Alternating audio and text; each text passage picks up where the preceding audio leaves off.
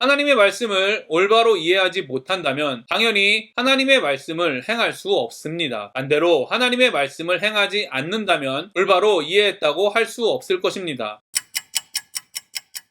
안녕하세요. 바이블 TMI의 마카리오스입니다. 예전에 한국 교회에서는 하나님의 음성을 듣는 일이 매우 유행한 적이 있었습니다. 하나님의 음성 듣는 법이라는 책도 많이 팔렸으며 많은 교회에서 하나님의 음성 듣기라는 세미나를 하기도 했습니다. 저 또한 기도를 통해 오늘 무엇을 할까요 등 사소한 일상의 문제에 답을 구하는 일에 전념한 적이 있었습니다. 많은 사람들과 같이 저는 하나님의 음성을 올바로 듣는 일은 신앙생활에 있어서 매우 중요하다고 생각합니다. 하지만 하나님의 음성을 듣는 일은 많은 경우 서울대학에 들어간다고 응답받았다. 타워팰리스 집을 주신다고 응답받았다. 스포츠카를 사라고 응답받았다. 심지어는 로또 번호를 알려주셨다 등 하나님의 기준이 아닌 자신의 욕망을 채우기 위한 합법적인 수단으로 사용되었습니다. 심지어는 집사님이 교회를 위해 헌신하라는 마음을 주셨어요. 이번에 선교를 가는데 집사님께 플로잉을 요청하라는 응답을 받았습니다. 당신과 결혼하라는 응답을 받았어요 등 다른 사람 대신 응답을 받았다며 자신의 목적대로 이용하려는 가스라이팅의 수단으로 사용되기도 하였습니다. 이를 보면 하나님의 음성을 분별하는 일이 매우 중요하다는 사실을 알 수 있습니다. 그렇다면 여러분은 하나님의 음성인지 내 마음의 소리인지 어떤 기준으로